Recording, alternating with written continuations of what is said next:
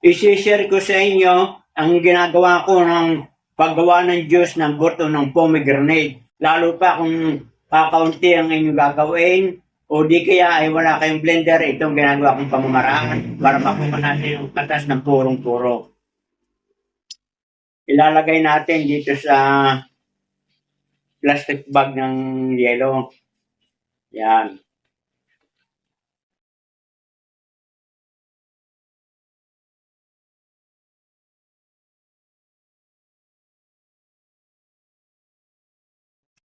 Ito mga kabayan, ganito lang ginagawa ko. Akin lang pinipisa na ganyan. Tapos pag nakatas na, saka natin ilalagay sa baso.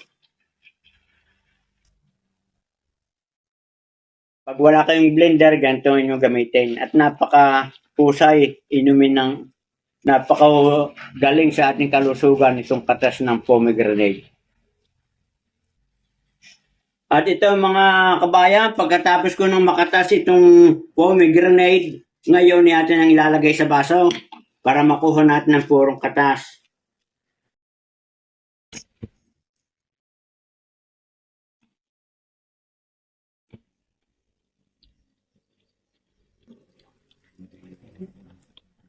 Nakagandahan, kaya ko dito ginawa pati mga kabayan para yung buto ay hindi ma-damage. At ito yung aking itatanim para kung magkaroon ng ganitong mga variety na malalaki.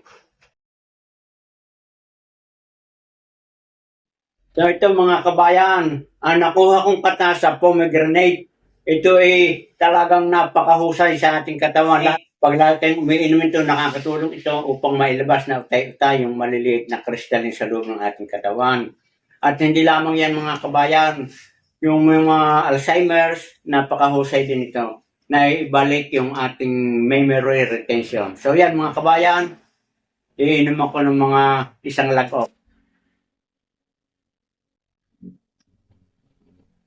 Napakasarap ng kabayan, purong-puro at walang dinaan ng mga ibang preservative.